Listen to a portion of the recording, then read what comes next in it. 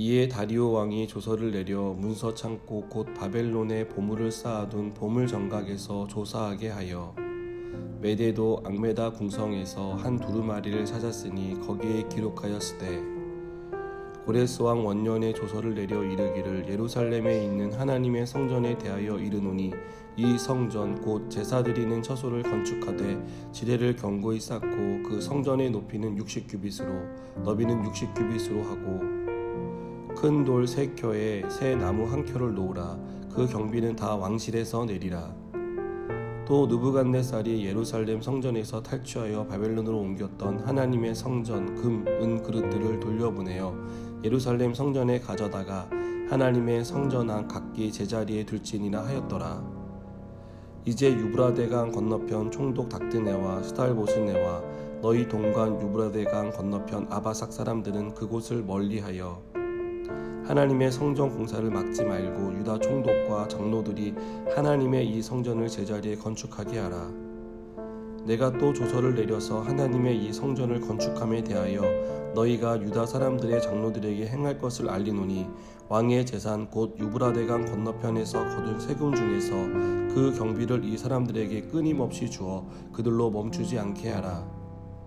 또 그들이 필요로 하는 것 곧 하늘의 하나님께 드릴 번제의 수송아지와 수량과 어린 양과 또 밀과 소금과 포도주와 기름을 예루살렘 제사장의 요구대로 어김없이 날마다 주어 그들이 하늘의 하나님께 향기로운 제사를 드려 왕과 왕자들의 생명을 위하여 기도하게 하라. 내가 또 명령을 내리노니 누구를 막론하고 이 명령을 변조하면 그의 집에서 들보를 빼내고 그를 그 위에 메어 달게 하고 그의 집은 이로 말미암아 거름더미가 되게 하라. 만일 왕들이나 백성이 이 명령을 변조하고 손을 들어 예루살렘 하나님의 성전을 헐진대 그곳에 이름을 두신 하나님이 그들을 멸하시기를 원하노라. 나 다리오가 조서를 내렸노니 신속히 행할지어다 하였더라.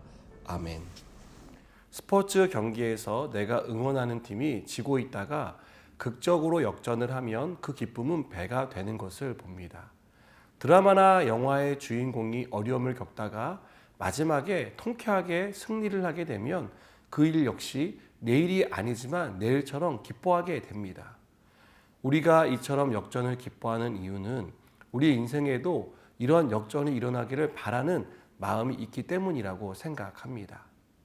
우리는 어제 믿음으로 발걸음을 뗐던 수룹바벨과 예수와 유다 백성에 대해 나눴습니다. 이들은 사마리아 사람들의 방해로 16년 동안 멈췄던 성전 공사를 재개했습니다. 그것은 학개와 스가랴 선지자의 예언에 대한 믿음의 반응이었습니다. 사실 굉장히 위험한 일이었고 목숨까지 위태로울 수 있는 일이었지만 믿음으로 걸음을 뗐고 하나님은 이 걸음을 선하게 인도해 주셨습니다. 유다 백성이 성전 공사를 재개하자 유브라데강 건너편 총독인 닥드네와 스달보스네 등이 이 일에 대한 내용을 묻기 위해 다리오 왕에게 편지를 보냈습니다. 오늘 본문은 이 편지에 대한 답장입니다. 강 건너편 총독이 보낸 편지를 읽은 다리오 왕은 이 일에 대한 내용을 더 자세히 파악하기 위해서 조서를 내렸습니다. 조서의 내용은 문서 창고에서 이 일과 관련된 문서를 찾아 면밀히 살펴보라는 것이었습니다. 만일 다리오 왕이 총독의 편지에 감정적으로 대응했다면 수룹바벨을 비롯한 유다 백성은 중형을 면치 못했을 것입니다. 그러나 다리오 왕은 이 일이 어떻게 시작되었고 무슨 이유로 중단되었으며 다시 재개했는지에 대해서 알고 싶었습니다.